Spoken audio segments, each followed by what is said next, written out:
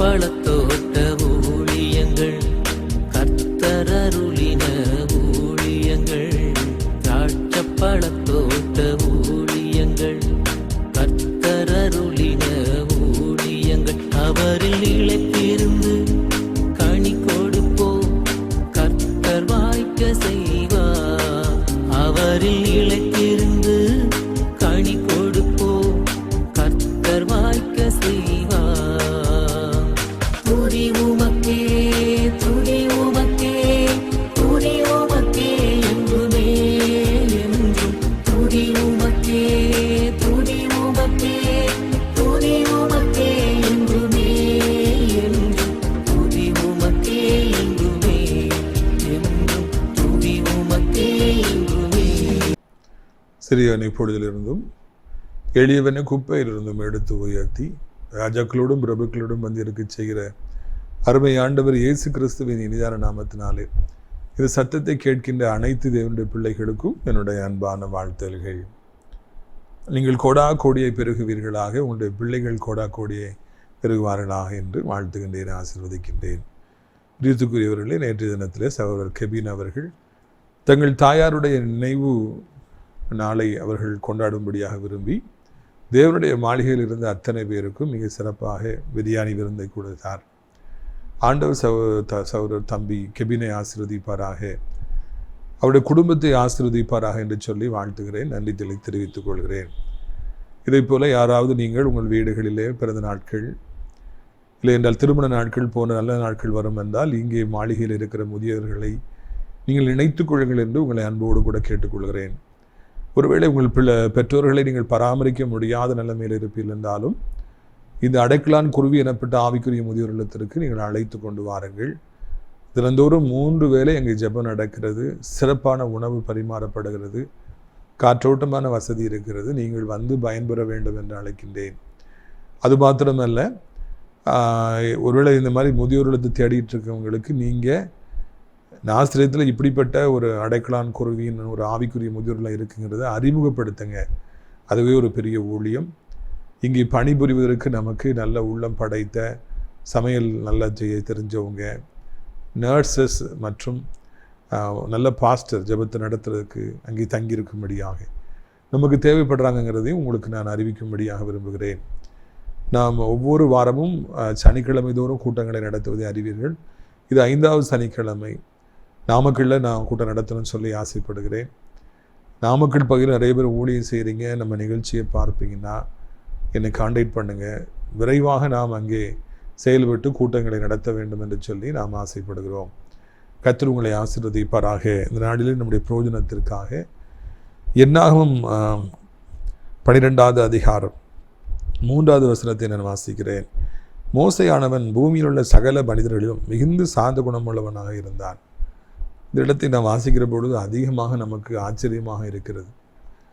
பூமியில் காணப்பட்ட எத்தனையோ கோடி கோடி மக்களிலே மிகுந்த சாந்தமுடையவராக இந்த மோசே இருந்தார் என்று நாம் காண்கின்றோம். சாந்தம் என்றால் என்ன? அமைதி. சாந்தம் என்றால் என்ன? பொறுமை. சாந்தம் என்றால் என்ன? சகிப்புத்தன்மை. சாந்தம் என்றால் என்ன? எதற்கெடுத்தாலும் சண்டை பிடிக்கிறதே கிடையாது. சாந்தம் என்றால் என்ன? விட்டு கொடுப்பது. சாந்தம் என்றால் என்ன? எல்லோரையும் நேசிப்பது. சாந்தம் என்றால் என்ன? தெய்வ பயத்தோடு வாழ்வது. இதுபோல சாந்த குணமுடையவராக இந்த பூமியில் நிறைய பேர் இருக்கிறாங்க. ஆனால் எல்லோரையும் விட இந்த மோசே சாந்த குணமுடையவராக இருந்தார், மிகுந்த சாந்த குணமுடையவராக இருந்தார் என்று நாம் வாசிக்கிறோம். ஒருவேளை இந்த மோசே பிறப்பிலேயே இப்படி சாந்த குணமுடையவராக இருந்தாரா என்று நாம் காண்போம் என்றால் இல்லவே இல்லை. அவருக்கு மூக்குக்கு மேலே கோபம் வருகிறது வாலிப வயதில் பல இடங்களில் நாம் பார்க்கிறோம். அதனால தான் அந்த கோபத்தின் மிகுதியினாலே தன் எபிரேய வம்சத்தை சார்ந்த ஒருவனை எகிப்தியன் அடித்த பொழுது குத்தி கொலை செய்தார் என்று காண்கிறோம். அந்த அளவுக்கு மூர்க்க கோபம் கொண்டவராக அவர் இருந்தார். ஆனால் கிறிஸ்து அவரை சந்தித்த பிறகு வாழ்க்கையில் ஒரு பெரிய மாற்றம். அந்த கோபம், அந்த நிஷ்டூரம், இந்த வைராக்கியம், அந்த கசப்பு எல்லாம் அவரை விட்டு போய்விட்டது. அவர் ஒரு புதிய மனிதனாக மாறியிருந்தார். அதிக சாந்த குணமுடையவராக அவர் வாழ்ந்தார்.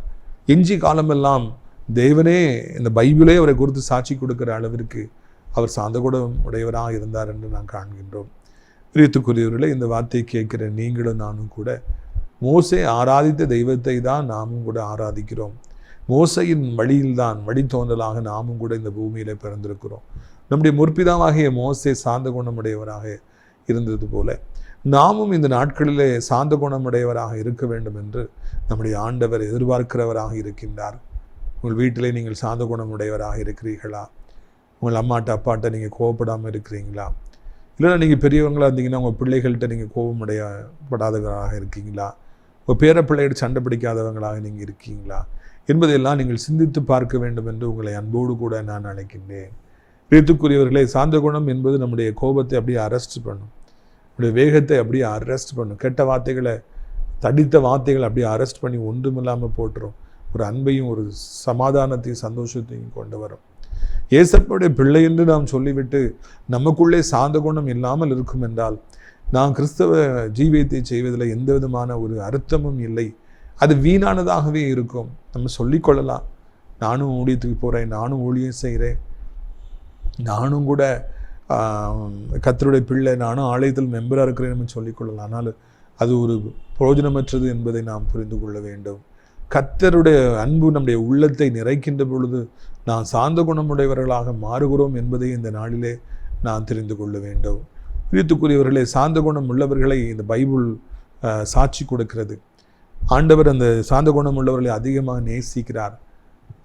அப்படிப்பட்ட குணமுடையவர்கள் இந்த பூமியிலே எந்த இடத்துல இருந்தாலும், எந்த ஊரிலே வசித்தாலும், தேவனுடைய பார்வையிலும் தேவதூருடைய பார்வையிலும் அவர்கள் விசேஷித்தமானவர்கள் என்பதை நாம் மறந்துவிடவே கூடாது. நிறைய பேர் கோவப்பட்டு கெட்ட வார்த்தைகளை பேசுகிறாங்க. அவங்களுக்கு சில காரியங்கள்லாம் நடக்குது. சாந்த குணமுள்ளவர்களுக்கு ஒன்றும் நடக்காமல் இருக்கலாம். அதனால கவலைப்படுற அவசியம் இல்லை. கோவப்பட்டு இந்த மாதிரி ரவுடித்தனம் பண்ணி கெட்ட வார்த்தை பேசி வயலண்டாக பண்ணி ஒரு நன்மையை பெற்று அது நமக்கு ஆசீர்வாதமாக ஒரு பொழுதும் இருக்க போவதே கிடையாது. நிறைய பேர் இன்றைக்கி தவறான வழியிலே பணம் சம்பாதிக்கிறாங்க, மிரட்டி சம்பாதிக்கிறாங்க, ஏமாற்றி சம்பாதிக்கிறாங்க, பிறருடைய சொத்துக்களை தனக்கெடுத்து சம்பாதிக்கணும்னு நினைக்கிறாங்க, பிறரை ஏமாற்றி சம்பாதிக்கணும்னு சொல்லி நினைக்கிறாங்க, இது மாதிரி ரவுடித்தனம் பண்ணி சம்பாதிக்கணும்னு சொல்லி நினைக்கிறாங்க, பயங்காட்டி பயமுறுத்தி நான் சம்பாதிச்சலான்னு சொல்லி நினைக்கிறாங்க, தன்னை ஒரு பெரிய கோபக்காரனாக காட்டி இப்போ பிறரை பயமுறுத்தி வாழ்ந்துடலாமான்னு நினைக்கிறாங்க. அவர்களுக்கு சில நன்மைகள் கிடைக்கலாம், சில லட்சங்கள் கிடைக்கலாம், சில கோடிகள் கிடைக்கலாம். ஆனால் அது அவர்களுக்கு ஒரு பொழுதும் ஆசீர்வாதமாக இராது, மிகப்பெரிய சாபமாகவே அது இருக்கும் என்பதை நான் நினைவூட்டும்படியாக விரும்புகிறேன். கத்தி எடுத்தவர்கள், பட்டயத்தை எடுத்தவர்களாம் எப்படி தங்கள் ஓட்டத்தை முடித்தார்கள், பரிதாமாய் ஓட்டத்தை முடித்தார்கள் என்று வரலாறு சொல்லுகிறது. நாமும் நம்முடைய கண்களிலே கண்டிருக்கிறோம் அல்லவா? ஒருவேளை சாந்த குணமுடையவர்களாய் வாழ்கிற பொழுது பல இழப்புகள் வரலாம். இழிச்சவாயன் என்று மக்கள் நினைக்கலாம், இவனை எளிதில் ஏமாற்றலான்னு நினைக்கலாம், நியாயமாக உங்களுக்கு கிடைக்க வேண்டிய நிறைய சலுகைகள் கிடைக்காம போகலாம். பரவாயில்லை, பரலோகத்தின் பார்வையில் நீங்கள் பெரியவர்கள், ஆண்டுடைய பார்வையில் விசேஷித்தமானவர்கள், தூதர்களுடைய பார்வையில் நீங்கள் கனம் பெற்றவர்கள். ஒருவேளை சண்டை போட்டு பெற்றுக்கொள்கிறவங்க இல்லாமல் போயிடுறாங்க. ஆனால் உங்களுக்கு எல்லாம் தானாக கிடைக்கும்படியாக ஆண்டவர் செய்கிறார். உங்களுக்கு கிடைக்கிறவைகள் எல்லாம் நிலைத்திருக்கும்படியாக ஆண்டவர் செய்வார் என்பதை நீங்கள் புரிந்து கொள்ள வேண்டும். சாந்த குணமுள்ளவர்களாய் வாழ வேண்டும் என்றால் கோபப்படுறவங்களுக்கு அதெல்லாம் நடக்குது, கெட்ட வார்த்தை பேசுகிறவங்களுக்கு எல்லாம் நடக்குது என்று நீங்கள் சிந்திக்க ஆரம்பிப்பீர்கள் என்றால் நீங்கள் ஒரு பொழுது சாந்த குணமுள்ளவர்களாக இருக்கவே முடியாது. இருக்கிறவர்களுடைய ஒவ்வொருவரும் ஒவ்வொரு கோல் வச்சு வாழ்கிறாங்க. நிறைய வாலிப பையங்களை பார்க்கும்போது நான் டாக்டர் ஆயிடணும், நான் இன்ஜினியர் ஆயிடணும், நான் போலீஸ் ஆயிடணும், ஐபிஎஸ் ஆயிடணும், நான் ஐஏஎஸ் ஆயிடணும் சொல்லி நிறைய கனவுகளோடு கூட வாழ்கிறாங்க. ஆனால் விசுவாச பிள்ளைகளாகிய நாமோ எப்படியாவது கண்டிப்பாக நான் சாந்த குணமுடையவனாக மாற வேண்டும், என்னுடைய முற்கோபம் என்னை விட்டு போயிடணும், என்னுடைய கெட்ட வார்த்தைகள் என்னை விட்டு போயிடணும், சண்டை போடுற எண்ணங்கள் என்னை விட்டு போயிடணும், நான் அமைதியானவனாக ஒரு வாழ்க்கையை வாழ வேண்டும், பொறுமையுடையவனாக நான் வாழ்க்கையை வாழ வேண்டும் என்று சொல்லி நான் கற்றுக்கொள்ள வேண்டும். இந்த வாரத்தில் அருமை நண்பர் மங்களராஜ் அவர்கள் ஒரு பழமொழியை பிரசங்கத்தின் போது பயன்படுத்தினார்கள். நம்ம பொறுமையாக இருக்கிறதுல எருமை மாதிரி இருக்கணும் அப்படின்னு சொல்லி அவங்க சொன்னாங்க. எருமை என்றால் பஃபல்லோ, மாடுகள், எருமை மாடுகள் ரோட்டில் போகும்போது பொறுமையாக போகும். எவ்வளோ ஹார்ன் அடித்தாலும் அது நகராது, மெதுவாக தான் போகும். நம்முடைய அவசரம் அதுக்கு புரியவே புரியாது. எருமை மாடுகள் ரோட்டில் நின்றுக்கிட்டு மெதுவாக நகண்டு போகும், அது பொறுமையாக இருக்கும். நமக்கு அது கோபத்தை ஏற்படுத்தலாம், நமக்கு அது எரிச்சலை ஏற்படுத்தலாம், ரோட்டை மறைச்சிக்கிட்டே இருக்குதே நம்ம நினைக்கலாம். ஆனால் அது ஒரு குணமுடையது, பொறுமையாக அது கடந்து போகும். அந்த எருமையை போல நாம் பொறுமையாக வாழ வேண்டும் என்று ஒரு பழமொழியை நண்பர் மங்களராஜ் அவர்கள் சொன்னார்கள். நம்முடைய வாழ்க்கையில் மிருகங்களின் மூலமாக கூட நாம் பாடங்களை கற்றுக்கொள்கிறோம். பொறுமையாக இருக்க வேண்டும், சாந்தமாக இருக்க வேண்டும் என்று சொல்லி. ஆட்டுக்குட்டியை போல நம்முடைய ஆண்டவர் இருந்தார், சாந்த குணமுடையவராக இருந்தார். சிலுவையில் இயேசுவை அடித்த பொழுது அவர் பொறுமையாக சாந்த குணமுடையவராக அது சகித்தார். அவர் சபிக்கவில்லை, முறைக்கவில்லை, பயங்காட்டவில்லை, சாபங்களை கொண்டு வரவில்லை. மாறாக ஆட்டுக்குட்டியை போல அது சகித்தார் என்று சொல்லி நாம் வாசிக்கிறோம். இங்கு பழைய ஏற்பாட்டிலே மோசே சாந்த குணமுடையவராக இருந்தார். அங்கே அக்காவும் அண்ணனும் அவரை கேவலமாக பேசும்போது பதிலுக்கு அவர் ஒன்றும் கூட பேசலை. இயேசுவை சிலுவையில் அடித்த பொழுது அவர் அங்கே பதிலுக்கு ஒன்றும் பேசவில்லை. பரிசேயர் சதுசேயர் அவரை குறித்து கேவலமாய் பேசிய பொழுது அவர் அமைதியாக இருந்தார். இயேசு சிலுவையில் சாந்தமாக இருந்தார். மோசே ஆரோனுக்கும் மிரியத்துக்கும் முன்னால் அவங்க கேவலமாய் பேசிய பொழுது அவர் சாந்த குணமுடையவராக இருந்தார் என்று நாம் காண்கிறோம். அநேக நேரங்களிலே சாத்தாரணன் பக்கத்து வீடுகளிலிருந்து உங்களை கேவலமாய் பேசுகிற பொழுது, உடனிருப்பவர்கள் ஆரோனையும் மிரியுமை போல உங்களை கேவலமாய் பேசுகிற பொழுது, வேலை பார்க்குற இடத்துல இல்லைன்னா நீங்கள் ஊழியம் செய்கிற இடத்துல அநேகர் உங்களை கேவலமாய் பேசுகிற பொழுது, அநேக சீமைகள் உங்கள் மேலே கல்லை தூக்கி வீசுகிற பொழுது சாந்த குணமுடையவர்களாய் இருக்க வேண்டும் என்று ஆண்டவர் எதிர்பார்க்கிறார். என் மகன் என்ன செய்கிறான், பதிலுக்கு பேசுகிறானா, அமைதியாக இருக்கிறானா, இல்லைனா பொறுத்து கொள்றானா, இல்லைனா அவனுக்கு கோபம் வருகிறதா என்று சொல்லி ஆண்டவர் கவனிக்கிறவராக இருக்கிறார்.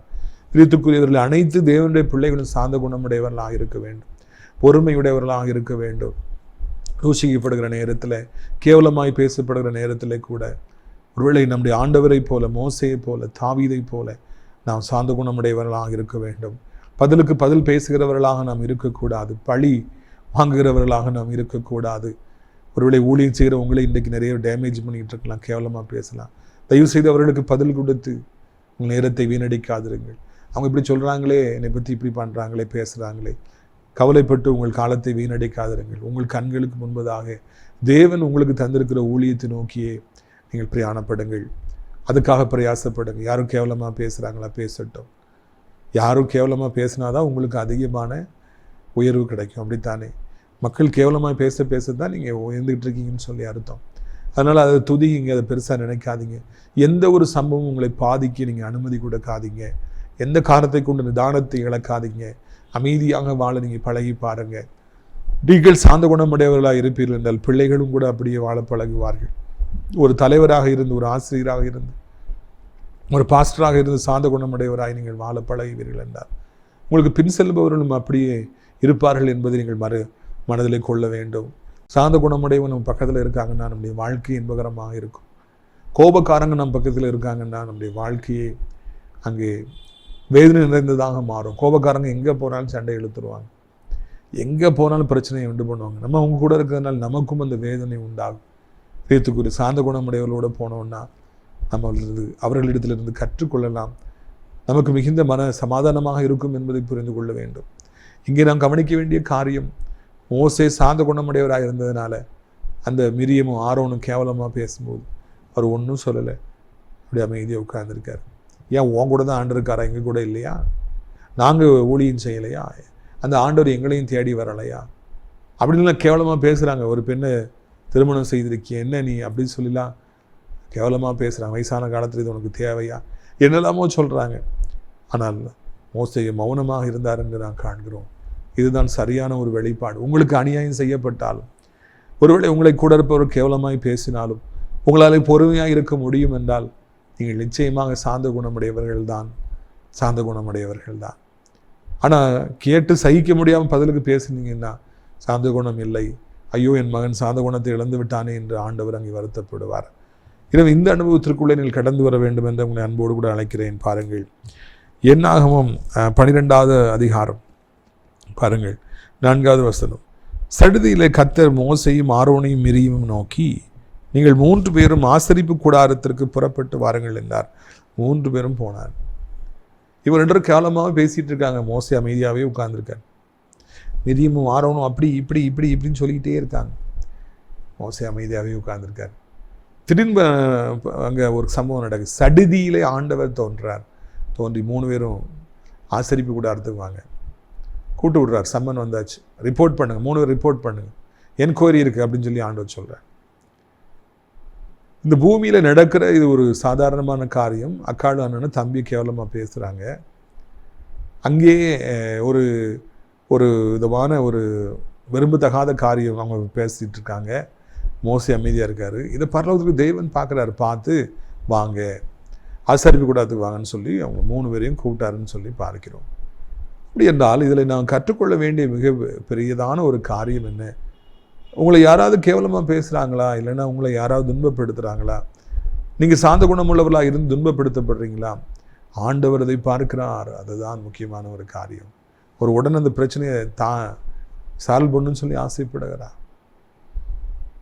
இதைத்தான் நீங்கள் புரிந்து கொள்ள வேண்டும். நீதிமான், வெளியேற பெற்றவன், ஆண்டுடைய பார்வையிலே ஒரு நீதிமான், ஒரு கர்த்தருடைய பிள்ளை, ஒரு சாந்த குணமுள்ள ஒரு மகன், தனக்காக ஒருபொழுதும் பேசாத ஒரு பிள்ளை, ஆண்டுடைய பார்வையிலே வெளியேற பெற்றவர்.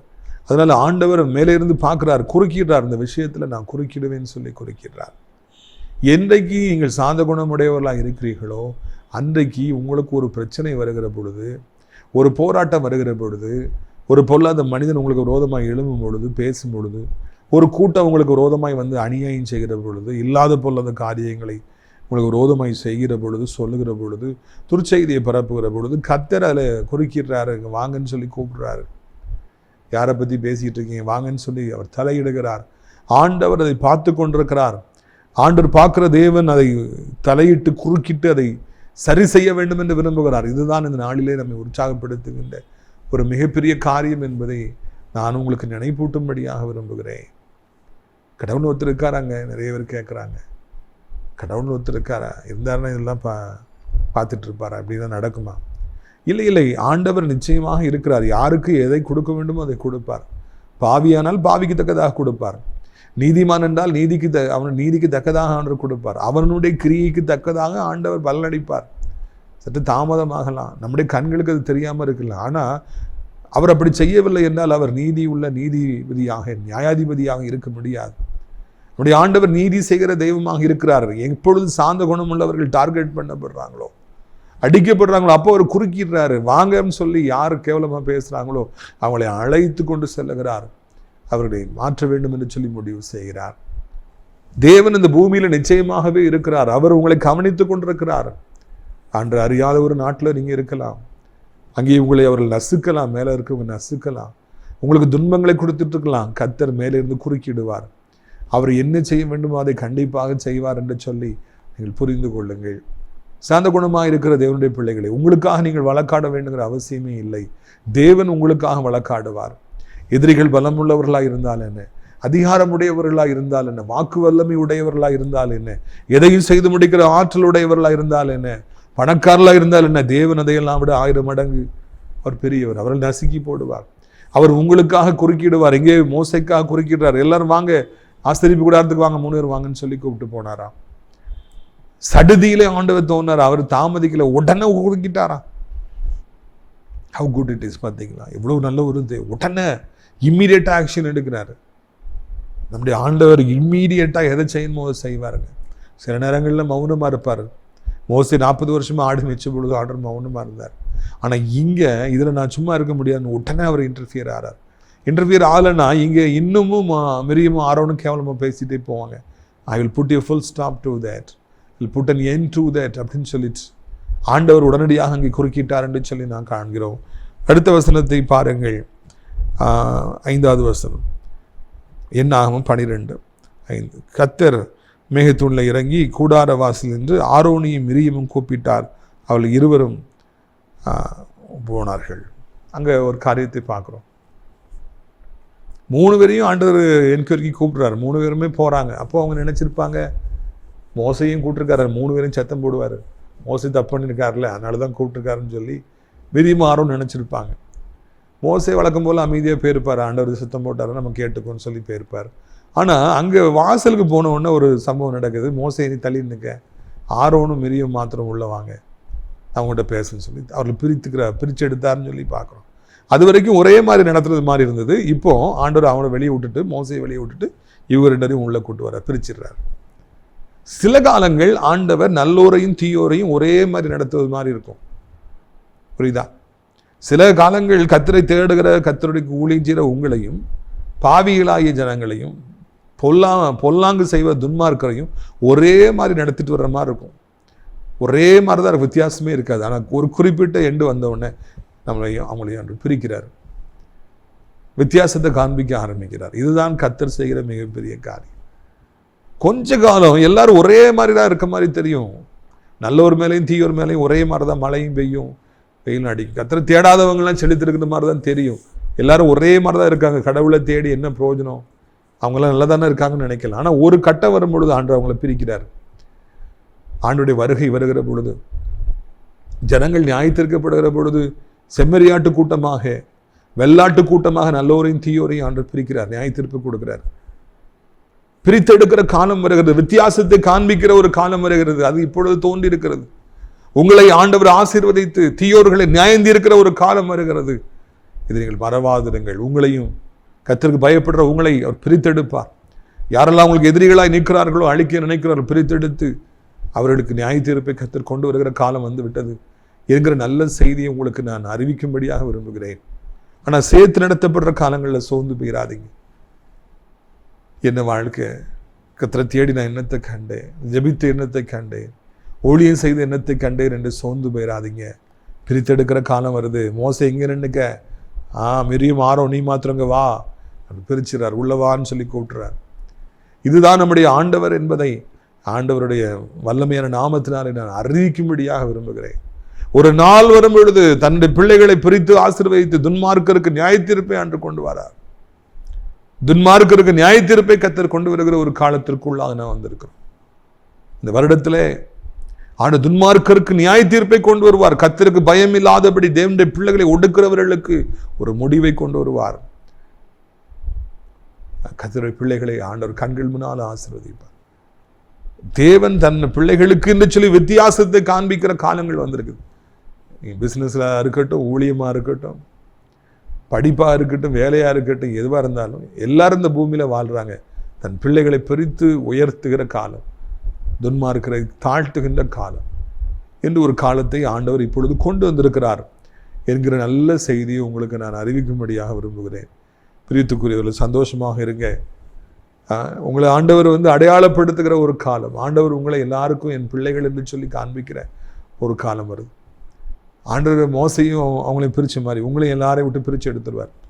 வியாதியை பிரித்து எடுத்துருவார், கவலைகளை பிரித்து எடுத்துருவார், உங்களை தொடர்ந்து வர சாபங்களை பிரித்து எடுத்துருவார், உங்களை பயமுறுத்துகிற மனிதர்களை பிரித்து எடுத்துருவார். நீங்கள் சந்தோஷமாக வாழும்படியாக ஆண்டவர் உங்களுக்கு உதவி செய்வார் எனப்பட்ட நல்ல செய்தியை உங்களுக்கு நான் அறிவிக்கும்படியாக விரும்புகிறேன். உங்களுக்காக ஒரு சில நிமிடங்கள் நான் ஜெபிக்கும்படியாக விரும்புகிறேன். கண்களை மூடுவீர்களா? அப்பா பிதாவே, இந்த நாளுக்காக நன்றியப்பா, நன்றியப்பா, நன்றியப்பா, நன்றி. இந்நாளும் கூட எங்களோடு பேசிய இந்த நல்ல வார்த்தைகளுக்காக சோதரம் சோதரம் சோதரம் சோதரம் யாமக்கு சோதரம். எப்படியாவது கர்த்தர் மனம் இறங்குவீராக, எப்படியாவது உதவி செய்வீராக, எப்படியாவது நீருடைய நாமத்தை மகிமைப்படுத்துவீராகப்பா. வானத்தையும் பூமியும் படைத்த கர்த்தருக்கு ஆண்டவரே, உடைய பிள்ளைகளுடைய சூழ்நிலைகள் தெரியாதோ? எல்லாரும் ஒரே மாதிரி தானே இருக்கிறாங்க, என்ன வித்தியாசம்னு சொல்லி கேட்குறவங்களுக்கு ஆண்டவரே, நீ ஒரு அருமையான வித்தியாசத்தை காண்பிக்கிற நல்ல தெய்வமாக இருக்கிறீங்க. அதற்காக நன்றி நன்றி நன்றி நன்றி நன்றி அப்பா, நமக்கு நன்றி. தேவனுடைய வல்லமை ஒவ்வொருவருக்குள்ளும் இறங்கட்டும் என்று சொல்லி கெஞ்சுகிறோம். கர்த்தருடைய வல்லமை ஒவ்வொருவருக்குள்ளும் இறங்கட்டும் என்று சொல்லி கெஞ்சுகிறோம். ஐயா, சோர்ந்து போயிருக்கிற பிள்ளைகளை பலப்படுத்துங்க. சாந்த குணமுடையவர்களாய் வாழ கர்த்தாவே எங்களுக்கு நீங்கள் உதவி செய்யுங்க, உதவி செய்யுங்கப்பா. அன்பை தாருங்க, சகிப்பு தன்மையை தாருங்க, பொறுத்து கொள்ள உதவி செய்யுங்க. ஆண்டவரே, இந்த நாளிலும் கூட சாந்த குணமுள்ளவர்களாக இருக்கிறபடினாலே பல பாடுகளை, சில பிரச்சனைகள் சந்தித்து கொண்டிருக்கிறேன். அநேக தேவ பிள்ளைகள் உண்டு, அவர்களுக்காக நீ யுத்தங்களை செய்ய போறீங்கன்னு சொல்லி அறிந்து துதிக்கிறோம். முக்கியமாக வியாதிப்பட்டிருக்கிற பிள்ளைகளுக்காக ஜெபிக்கிறோம். எதிர்பார்ப்பாமல் அந்த வியாதி வந்துருச்சு, இந்த விபத்து வந்துருச்சு, இப்படிப்பட்ட ஒரு பிரச்சனை வந்துருச்சு, என்ன செய்வோம் தெரியலையேன்னு சொல்லி தவிக்கிறவங்க, ஹாஸ்பிட்டலில் நாள் கணக்காக மாத கணக்கில் தங்கிட்டு இருக்கிறவங்க, ஆண்டவரை மருந்துகளை எடுத்துகிட்டு இருக்கிறவங்க, ட்ரீட்மெண்ட்டுக்கு போயிட்டு இருக்கவங்க, டயாலிசிஸ் போயிட்டுருக்கவங்க, கீமோதெரப்பி போயிட்டுருக்கவங்கலாம் நீங்கள் இறங்குங்கப்பா. புது கிட்னிகளை பொறுத்துங்க, புது ஹார்ட்டை பொறுத்துங்க. எங்கெல்லாம் கிருமிகள் இருக்கிறத மறைய செய்யுங்க, புண்களை மறைய செய்யுங்க, கட்டிகளை மறைய செய்யுங்க, கிருமிகள் பரவாதபடி பாதுகாப்பீராக. சுகர் நார்மல் ஆகட்டும், ப்ரெஷர் நார்மல் ஆகட்டும், யூரியா கிரியாட்டி நார்மல் ஆகட்டும். பிள்ளைகள் கால்களுக்கு நல்ல பலனை தார், உன் காலை தள்ளாட விட்டார், உன்னை காக்கிறவர் உறங்காருன்னு சொல்லி பைபிள் சொல்லுகிறது. ராஜா மோசையோட சரீரம் 120 வயதிலும் பலன் குன்றாமல் இருந்தது, கண் பார்வை இருளடையாமல் இருந்தது. அந்த ஆசீர்வாதங்களை ஒவ்வொருவருக்கும் நீர் கொடுக்க வேண்டும் என்று சொல்லி கெஞ்சுகிறோம். தெய்வத்திலே பலன் ஒவ்வொருவர் மேலே இறங்கட்டும், இறங்கி அவருடைய வாழ்க்கையை தலைகீழாய் மாற்றட்டும் என்று சொல்லி கெஞ்சுகிறோம் ராஜா. இயேசுவின் ரத்தம் ஜெயம், இயேசுவின் ரத்தம் ஜெயம். அப்பாவுடைய வல்லமை ஒவ்வொருவரையும் சந்திக்கட்டும், அப்பாவுடைய வல்லமை ஒவ்வொருவரையும் சந்திக்கட்டும் என்று சொல்லி கெஞ்சுகிறோம் ஐயா. நீங்கள் அப்படி செய்ய போகிற அன்பிற்காக நமக்கு சோத்திரம்ப்பா. என்ன வியாதியாக இருந்தாலும் இப்போ சுகப்படுத்துங்க.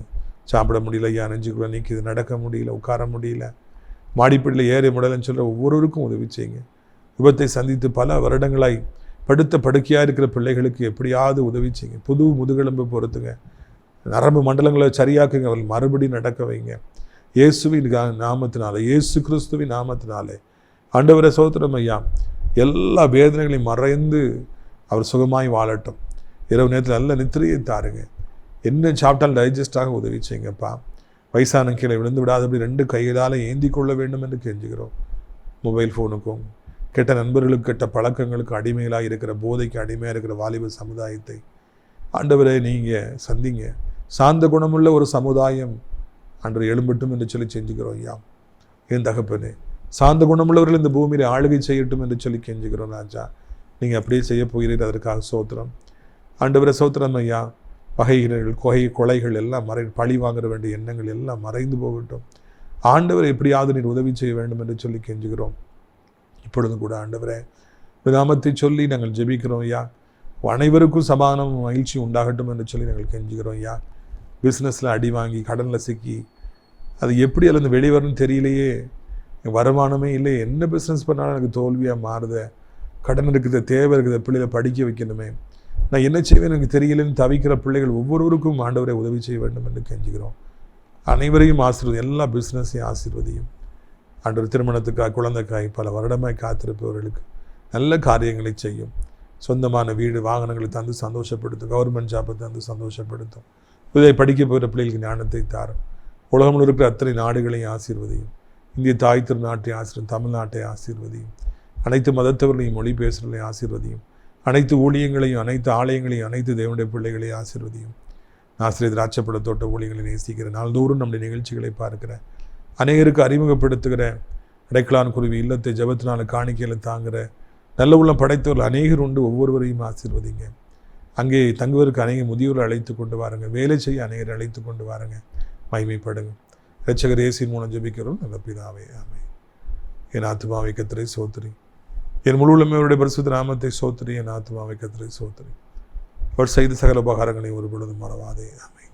நம்முடைய கர்த்தராகிய இயேசு கிறிஸ்துவின் கிருபையும் பிதாவாகிய தேவனுடைய அன்பு பரிசுத்தாவிய அந்நிய ஐக்கியமில்லாத பிரசன்னம் நம் அனைவருடைய இன்றைக்கு சதா காலங்கள் நிலைத்திருப்பதாம். அல்லேலூயா, அல்லேலூயா. God bless you, ஆமென். பலர் சபித்து என்னை தூற்றும் போதெல்லாம் என்னை ஆசீர்வதித்து உயர்த்தி மகிழ்ந்தீரே. பலர் சபித்து என்னை தூற்றும் போதெல்லாம் என்னை ஆசீர்வதித்து உயர்த்தி மகிழ்ந்தீரே.